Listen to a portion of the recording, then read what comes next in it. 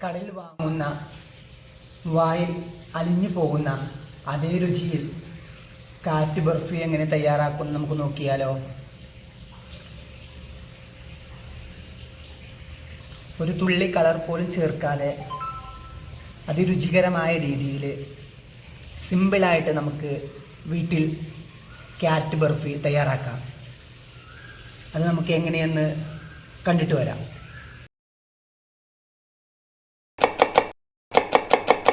അസ്സലാമു അലൈക്കും വറഹ്മത്തുള്ളാഹി വബറകാതുഹു. എല്ലാ പ്രിയ പ്രേക്ഷകർക്കും യാസി വ്ളോഗിൻ്റെ മറ്റൊരു വീഡിയോയിലേക്ക് ഹൃദ്യമായ സ്വാഗതം.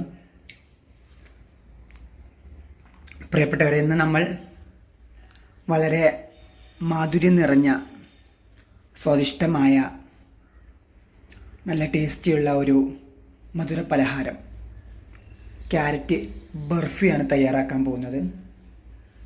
അതിന് നമുക്ക് വേണ്ട സാമഗ്രികൾ: ഒരു ഇടത്തരം 3 ക്യാരറ്റ് ഗ്രേറ്റ് ചെയ്തത്, കൂടാതെ പാല് 1/2 കപ്പ്, അതുപോലെ ഏലക്കപ്പൊടി, മിൽക്ക് പൗഡർ, ഇങ്ങനെ കുറച്ച് സാമഗ്രികളാണ് നമുക്ക് വേണ്ടത്. ഇൻഷാ അല്ലാഹ് നമുക്ക് എങ്ങനെയാണ് അതിൻ്റെ പ്രിപ്പറേഷൻ ഒന്ന് കണ്ടിട്ട് വരാം. നമ്മൾ ആദ്യം തീ കത്തിച്ച് ഫ്രൈ പാൻ ചെറിയ മീഡിയം രീതിയിൽ ഗ്യാസ് അടുപ്പിൽ വെക്കുക. ശേഷം ഫ്രൈ പാൻ ചൂടായി വരുമ്പോൾ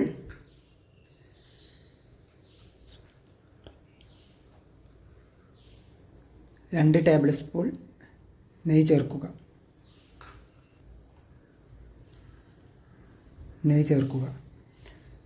പിന്നെ വീഡിയോ എടുക്കുന്നതും പ്രിപ്പറേഷൻ ചെയ്യുന്നതൊക്കെ ഒരു വ്യക്തി തന്നെയാണ് കേട്ടോ, ഞാൻ തന്നെയാണ്. അതുകൊണ്ട് ചില പോരായ്മകൾ ഉണ്ടാവും, അത് നിങ്ങൾ ക്ഷമിക്കുക. നെയ്യ് മെൽറ്റായി വരുമ്പോൾ നമുക്ക് നമ്മുടെ ഗ്രേറ്റ് ചെയ്ത ക്യാരറ്റ് അത് നമുക്ക് കുറേശ്ശെ ചേർത്ത് കൊടുക്കാം.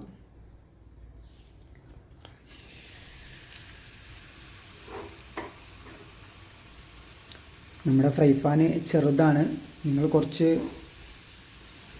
വീതിയുള്ള വിസ്തീർണമുള്ള ഫ്രൈ പാൻ എടുത്ത് ചെയ്യാൻ വേണ്ടി ശ്രമിക്കുക. നമ്മളെ കയ്യിൽ ഇപ്പോൾ ഇത് മാത്രമേ ഉള്ളൂ, അതുകൊണ്ടാണ് ഇത് വെച്ച് അഡ്ജസ്റ്റ് ചെയ്യുന്നത്.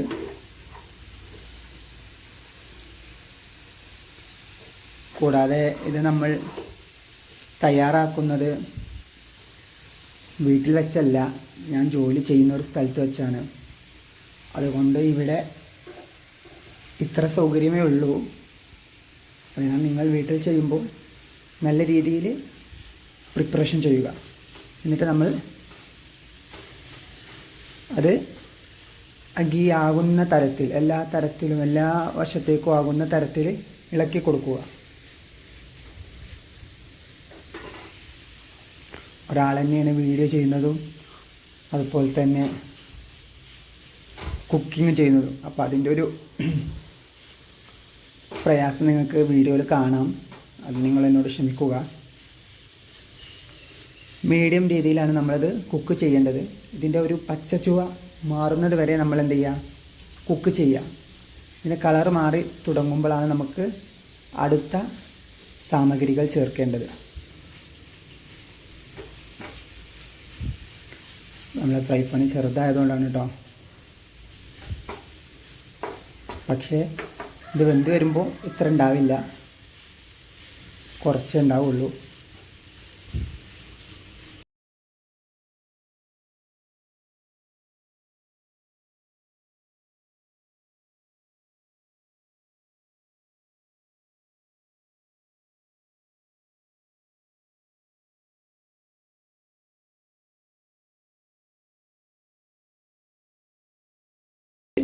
വഴറ്റിക്കൊണ്ടേയിരിക്കുക.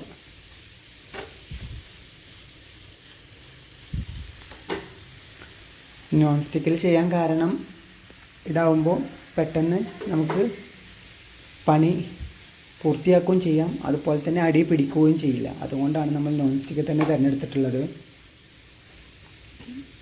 നിങ്ങൾക്ക് ചട്ടിയിലോ അല്ലെങ്കിൽ മറ്റുള്ള പാത്രത്തിലേക്കൊക്കെ ഇത് ചെയ്യാൻ പറ്റുമെങ്കിലും നോൺ സ്റ്റിക്ക് തന്നെയായിരിക്കും കുറച്ചുകൂടെ ബെറ്ററായിട്ട് നമുക്ക് കുക്ക് ചെയ്യാൻ പറ്റുന്ന ഒരു പാത്രം എന്ന് പറയുന്നത്.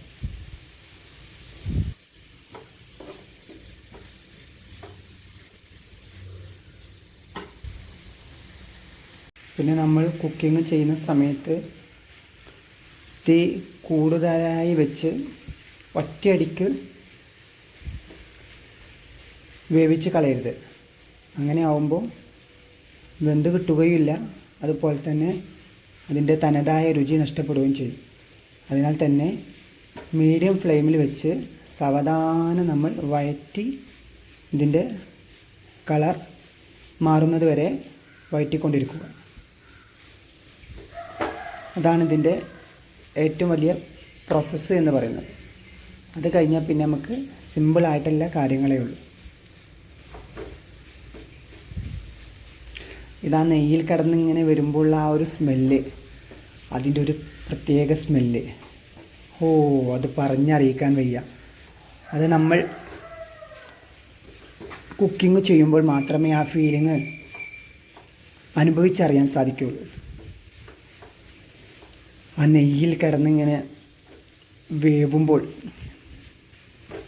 നെയ്യിലേക്ക് ആ ക്യാരറ്റ് ഇങ്ങനെ സ്പർശിക്കുമ്പോൾ അതിൻ്റെ ഒരു സ്മെല്ല് എൻ്റെ സാറേ പറഞ്ഞറിയിക്കാൻ പറ്റില്ല.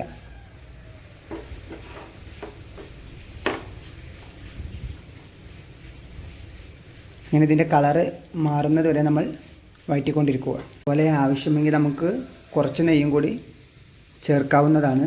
ഞാൻ കുറച്ച് നെയ്യും കൂടി ചേർക്കുന്നുണ്ട്.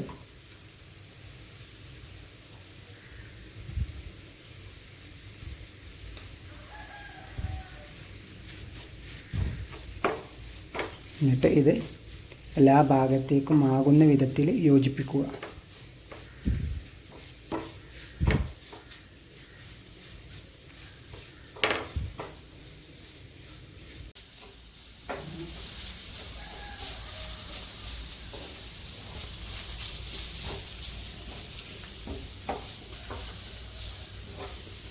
ഇനി നമുക്ക് ഇതിലേക്ക് ആവശ്യമായ പഞ്ചസാര ചേർത്ത് കൊടുക്കാം. ഞാനൊരു 1/4 കപ്പ് പഞ്ചസാരയാണ് ചേർക്കുന്നത്.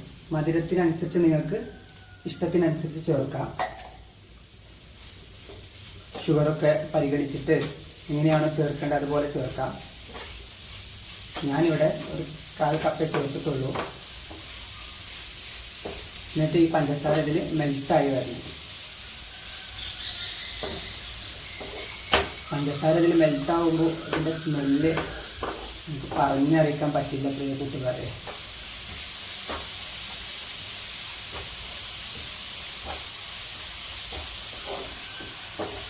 ഉണ്ടോ, പഞ്ചസാര ചേർത്തപ്പോൾ ഇതിൻ്റെ ഒരു കളർ ചേഞ്ചിങ് കണ്ടോ, ഒരു വ്യത്യാസം.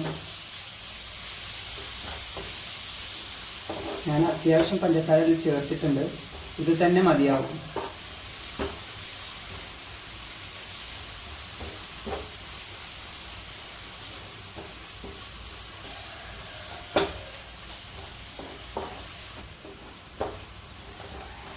അപ്പോൾ പഞ്ചസാര എല്ലാം ഇതിൽ മെൽറ്റായി എല്ലാ ഭാഗത്തേക്കും പിടിച്ചിട്ടുണ്ട്.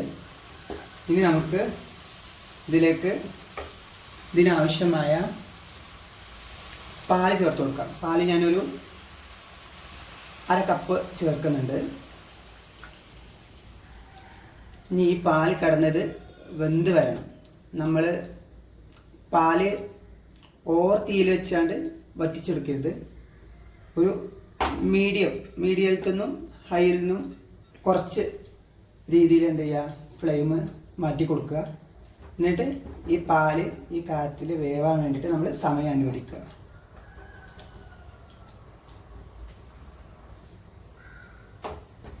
എൻ്റെ ഫ്രൈ പാൻ ചെറുതായതുകൊണ്ട് ഇതിൽ പാലിന് നിൽക്കാനുള്ള ആ ഒരു സ്ഥലം കമ്മിയാണ്.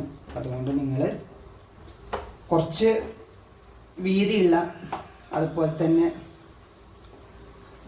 വേവിക്കാനൊക്കെ അനുയോജ്യമാകുന്ന തരത്തിലുള്ള ഫ്രൈ പാനുകൾ ചൂസ് ചെയ്യുക. നമുക്കിന്ന് ഈ പാല് ഇതിൽ വെന്ത് കിട്ടണം, വറ്റി കിട്ടണം. അതുപോലെ നമുക്ക് വെയിറ്റ് ചെയ്യാം.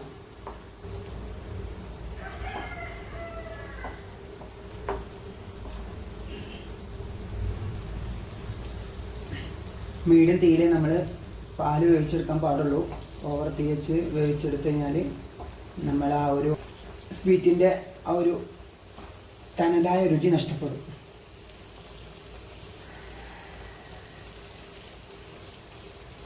അതുപോലെ തന്നെ നമ്മൾ പഞ്ചസാര ചേർത്ത ആ സമയത്ത് നിങ്ങൾക്ക് വേണമെങ്കിൽ മിൽക്ക് പൗഡറോ അതല്ലെങ്കിൽ നമ്മുടെ കണ്ടൻസ് മിൽക്കോ ഏത് വേണമെങ്കിലും നിങ്ങൾക്ക് ഓപ്ഷനായിട്ട് ചേർക്കാം. ഞാനിപ്പോൾ അതൊന്നും ചേർത്തിട്ടില്ല, അതിപ്പോൾ എൻ്റെ കയ്യിൽ അവൈലബിൾ അല്ല, അതുകൊണ്ടാണ് ചേർക്കാത്തത്. അതാണ് ഞാനത് സ്കിപ്പ് ചെയ്തത്, അതുകൊണ്ടാണ്. അതിനാൽ നമ്മൾ ആ പഞ്ചസാര ചേർത്ത് ഒരു 2 സെക്കൻഡ് അല്ലെങ്കിൽ 3 സെക്കൻഡ് കഴിഞ്ഞതിന് ശേഷം നിങ്ങൾക്ക് മിൽക്ക് പൗഡറോ അല്ലെങ്കിൽ കണ്ടൻസ് മിൽക്കോ ഒക്കെ നിങ്ങളുടെ ഇഷ്ടാനുസരണം ചേർക്കാം. മിൽക്ക് പൗഡർ ആണെങ്കിൽ നമുക്കൊരു ഏകദേശം 1/4 കപ്പോളം ചേർക്കാം. അതുപോലെ തന്നെ കണ്ടൻസ് മിൽക്ക് ആണെങ്കിൽ 2 ടേബിൾ സ്പൂൺ മുതൽ ഒരു 4 ടേബിൾ സ്പൂൺ വരെ നമുക്ക് ചേർക്കാം. അതെല്ലാം നമ്മുടെ മധുരത്തിനനുസരിച്ച് നമുക്ക് ക്രമീകരിക്കാൻ പറ്റും. അപ്പോൾ നമ്മുടെ പാലിങ്ങനെ ഏകദേശം വറ്റി വരുന്നുണ്ട്.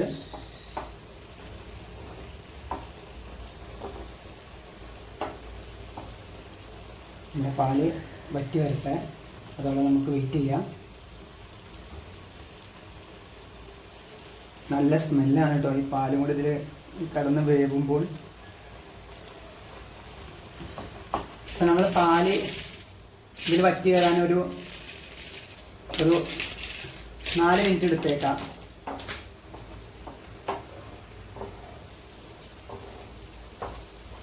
പെട്ടെന്ന് നമ്മൾ വറ്റിച്ചെടുക്കുകയാണെങ്കിൽ 2 മിനിറ്റും കൊണ്ടാവും. പക്ഷേ ഞാൻ പറഞ്ഞില്ലേ, അതിൻ്റെ ടേസ്റ്റ് നഷ്ടപ്പെടാൻ സാധ്യതയുണ്ട്. അതുകൊണ്ട് നമ്മൾ സാവധാന രീതിയിൽ മാത്രമേ വറ്റിച്ചെടുക്കാൻ പാടുള്ളൂ.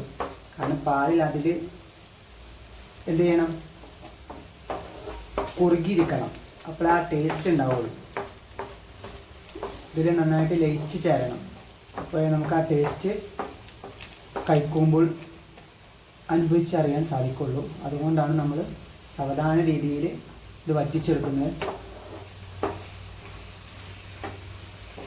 ഏകദേശം പാല് വറ്റി വരാനായി തുടങ്ങിയിട്ടുണ്ട്. ഫ്രൈ പാനിനെല്ലാം ഏകദേശം ഇങ്ങനെ വറ്റി വരേണ്ട സ്റ്റേജിലേക്ക് എത്തി തുടങ്ങിയിട്ടുണ്ട്. പാല് വറ്റി വരുന്ന സമയത്ത് നിങ്ങൾക്ക് നമ്മുടെ ഡെസിക്കേറ്റഡ് കോക്കനട്ട് അത് നമുക്ക് നമ്മുടെ മാർക്കറ്റുകളിൽ വാങ്ങാൻ ലഭിക്കും. മാർക്കറ്റ് പോലെ സുലഭമാണ്. അത് വേണമെങ്കിൽ നിങ്ങൾക്ക് ഇതിൽ ചേർക്കാം. അതും എൻ്റെ കയ്യിലില്ലാത്തതുകൊണ്ട് ഞാൻ ചേർക്കുന്നില്ല. അത് ഈ സമയത്താണ് നമ്മൾ ചേർത്ത് കൊടുക്കേണ്ടത്.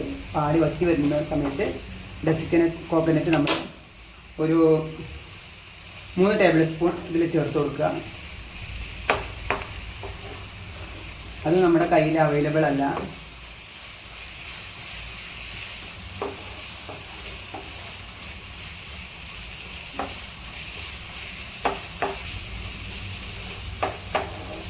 പാൽ ഏകദേശം വറ്റി വരാൻ തുടങ്ങിയിട്ടുണ്ട്. ഈ സമയത്ത് നമുക്ക് കോൺഫ്ലവർ ആണ് ചേർത്ത് കൊടുക്കേണ്ടത്. അത് നമ്മൾ പാകത്തിനനുസരിച്ച്, അത് എന്താ പറയുക, നമ്മുടെ സെർവിംഗ് ബോളിലേക്ക് സെർവ് ചെയ്യുന്ന സമയത്ത് അത് ഉറച്ച് നിൽക്കാനും കുറച്ച് കട്ടി കിട്ടാനും വേണ്ടിയിട്ടാണ് നമ്മളിത് ചേർക്കുന്നത്. അത് എൻ്റെ കയ്യിൽ അവൈലബിൾ അല്ല. നിങ്ങൾ ചേർക്കേണ്ടത് കോൺഫ്ലവർ ആണ്. എൻ്റെ അടുത്ത് ഗോതമ്പ് പൊടിയുള്ളത്. അപ്പോൾ ഞാൻ അത് വെച്ച് അഡ്ജസ്റ്റ് ചെയ്യാണ്. കുറച്ച് ചേർത്താൽ മതി കേട്ടോ. ആ ഒരു തിക്നെസ്സിന് വേണ്ടിയിട്ടാണ് നമ്മളിത് ചേർക്കുന്നത്. ഓവറായിട്ട് ചേർത്ത് കഴിഞ്ഞാൽ അതിൻ്റെ ടേസ്റ്റ് നഷ്ടപ്പെടും. എന്നാൽ കുറച്ച് ചേർത്തിട്ട് നമ്മൾ എന്ത് ചെയ്യുക, മിക്സ് ചെയ്യുക. അപ്പോൾ ആ ഒരു തിക്നെസ് നമുക്ക് കിട്ടും. അപ്പോൾ കഴിക്കുമ്പോഴും എല്ലാം ആ ഒരു ടേസ്റ്റ് നമുക്ക് കുറച്ച് കട്ടിയിൽ നമുക്ക് കഴിക്കാൻ സാധിക്കും. ഓക്കെ, അതിനാണിത് ചേർക്കുന്നത് കേട്ടോ. ഇത് ഓപ്ഷനിലാണ്, നിങ്ങൾക്ക് വേണമെങ്കിൽ ചേർക്കാം. ചേർത്ത് കഴിഞ്ഞാൽ കുറച്ചും കൂടി കട്ടി ഉണ്ടാവും. അതാണ് നമ്മൾ പറഞ്ഞത്.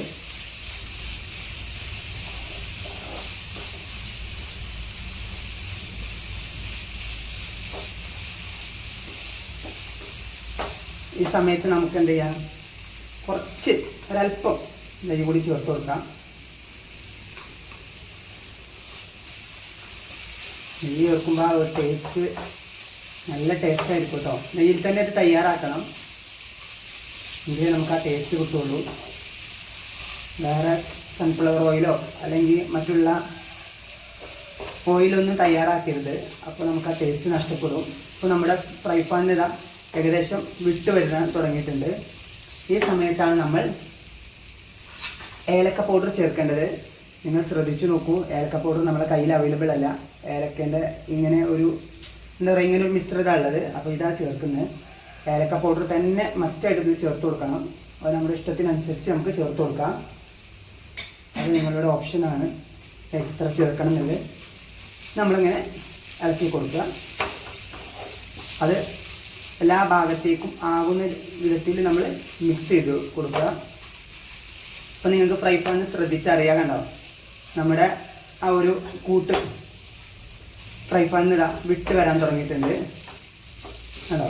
ഇതാണ് ഇതിൻ്റെ ആ ഒരു രൂപം എന്ന് പറയുന്നത് കേട്ടോ. കണ്ടോ, നമ്മളിങ്ങനെ ചെയ്യുന്ന സമയത്ത് കണ്ടോ ഒട്ടിപ്പിടിക്കുന്ന ആ ഒരു വിധത്തിലാണ് നമ്മൾ എടുക്കേണ്ടത്. ഇനി ഓവറായിട്ട് നമ്മൾ വേവിക്കരുത്. ഓവറായിട്ട് വേവിച്ച് കഴിഞ്ഞാൽ അതൊരു എന്താ പറയുക, മറ്റൊരു കൺസിസ്റ്റൻസിലേക്ക് പോകും. അതായത് റബ്ബർ, നമ്മൾ എന്താ പറയുക, റബ്ബറിൻ്റെ കടിച്ചു തിന്നുന്ന ആ പോലത്തെ ഒരു ഇതിലേക്ക് പോകും ഓവറായിട്ട് ഇതായി കഴിഞ്ഞാൽ. അപ്പോൾ ഈ സ്റ്റേജിൽ നമ്മൾ എന്ത് ചെയ്യുക, ഇത് സ്റ്റോപ്പ് ചെയ്യുക. ഇതിപ്പോൾ ഫ്രൈ പാൻ ഏകദേശം വിട്ട് തുടങ്ങി. ഓക്കെ, ഈ സ്റ്റേജിൽ നമ്മൾ എന്ത് ചെയ്യുക, ഇത് ഓഫ് ചെയ്യുക. ശേഷം നമ്മൾ ഒരു പ്ലേറ്റിൽ ഏത് പാത്രത്തിലേക്കാണോ നമ്മൾ സെർവ് ചെയ്യുന്നത്, ഗ്ലാസ് ബൗളൊക്കെ ഉണ്ടെങ്കിൽ അതായിരിക്കും ഏറ്റവും ബെറ്റർ. നമ്മൾക്ക് പോയി ഉള്ളത് സ്റ്റീലിൻ്റെ ഒരു ഇതാണ്. അപ്പം ഈ പാത്രത്തിൽ നമ്മൾ നെയ്യ് തടവിട്ട് നമ്മുടെ ഈ ഒരു കൂട്ട് മാറ്റുക, ഇത് മാറ്റുക. ഓക്കെ,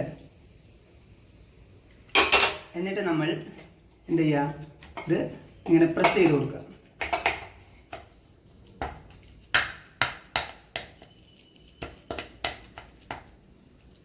ഫ്രിഡ്ജിൽ വെക്കേണ്ടവർക്ക് ഫ്രിഡ്ജിൽ വെക്കാം. പക്ഷേ പ്രത്യേകം ശ്രദ്ധിക്കണം, ഇത് ചൂടാറിയതിൻ്റെ ശേഷം ഒരു 1.5-2 മണിക്കൂർ ശേഷം മാത്രമേ ഫ്രിഡ്ജിൽ വെക്കാൻ പാടുള്ളൂ, അല്ലെങ്കിൽ പ്രശ്നമാകും. ഇനി ഇവിടെ ഇതിൽ ചേർത്ത് കൊടുക്കേണ്ടത് അണ്ടിപ്പരിപ്പോ അല്ലെങ്കിൽ കിസ്മിസോ കാഷ്നട്ട് അതുപോലെ തന്നെ ബദാം അങ്ങനെയുള്ള നട്ട്സുകളൊക്കെ ഇതിൽ നമുക്ക് ചേർത്ത് കൊടുക്കാം. പക്ഷേ അതൊന്നും ഇപ്പോൾ എൻ്റെ കയ്യിൽ അവൈലബിൾ അല്ല, അതുകൊണ്ടാണ് ചേർക്കാത്തത്. ഞാൻ ചേർക്കാത്തത് കരുതി നിങ്ങൾ ചേർക്കാതിരിക്കരുത്. നിങ്ങൾക്ക് ഈ സമയത്ത് എന്ത് വേണമെങ്കിലും ചേർത്ത് കൊടുക്കാം കേട്ടോ. നട്ട്സായിട്ടുള്ള കാഷ്നട്ടോ അല്ലെങ്കിൽ കിസ്മിസോ അല്ലെങ്കിൽ ഏലക്കയോ എന്ത് വേണമെങ്കിലും ചേർത്ത് കൊടുക്കാം. അതൊന്നും ഇപ്പോൾ നമ്മളെ കയ്യിൽ അവൈലബിൾ അല്ല, അതുകൊണ്ടാണ് ചേർക്കാത്തത് കേട്ടോ. അതാണ് സ്കിപ്പ് ചെയ്യുന്നത്.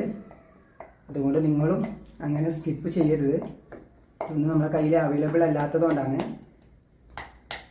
ഇനി നമ്മൾ ഇങ്ങനെ എന്ത് ചെയ്യുക, ഇതിൻ്റെ ആ ഒരു വശത്തിനനുസരിച്ച് നമ്മൾ ക്രമീകരിച്ച് കൊടുക്കുക. നമ്മൾ എങ്ങനെയാണോ ഇതിനെ മുറിച്ചെടുക്കേണ്ടത് ആ രീതിയിൽ നമ്മൾ ഇതിനെ ക്രമീകരിച്ച് കൊടുക്കുക.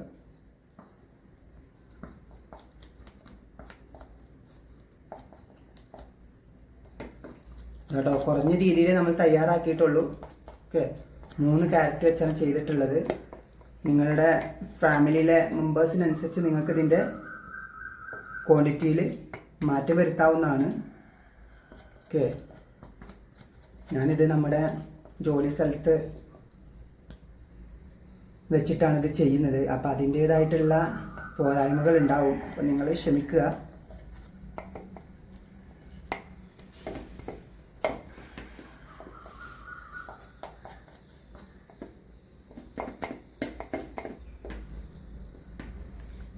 അപ്പോൾ ഇതാണ് നമ്മളെ ഫൈനൽ ലുക്ക്, കണ്ടില്ലേ? ഇനി നമുക്കിത് ഉണങ്ങിയതിൻ്റെ ശേഷം ഇഷ്ടാകൃതിയിൽ നമുക്ക് മുറിച്ചെടുക്കാം. അപ്പോൾ ഇൻഷാല്ല ഇത് സെറ്റ് ആവട്ടെ, എന്നിട്ട് നമുക്ക് ഇത് മുറിച്ചതിൻ്റെ ശേഷമുള്ള രംഗം കാണിക്കാം.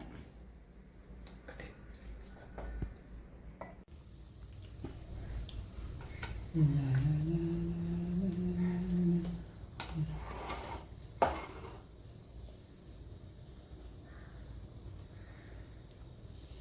കൂട്ടരെ ഇത് സെറ്റായി വരുന്നുള്ളൂ. പക്ഷെ നമ്മൾ അതിൻ്റെ മുമ്പ് ഇങ്ങനെ കട്ട് ചെയ്ത് നിങ്ങൾ കാണിക്കാനാണ്. സെറ്റാകുമ്പോഴത്തിന് ഏകദേശം ഒരു അരമണിക്കൂർ പിന്നിടും.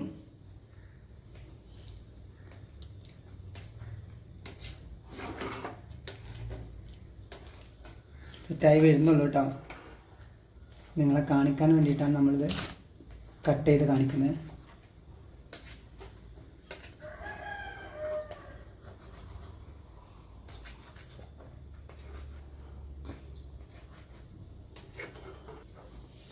ആണോ? അപ്പോൾ ഇതാണ് നമ്മുടെ പീസിൻ്റെ ഫൈനൽ. ഇത് സെറ്റാകുമ്പോഴേ ഇത് ഉറച്ച് നിൽക്കുള്ളൂ. സെറ്റാകാത്തതുകൊണ്ടാണ്. പക്ഷേ ഇത് നിങ്ങളെ വീഡിയോ എടുക്കാൻ വേണ്ടിയിട്ട് നമ്മൾ പെട്ടെന്ന് കട്ട് ചെയ്ത് കാണിച്ചതാണ്.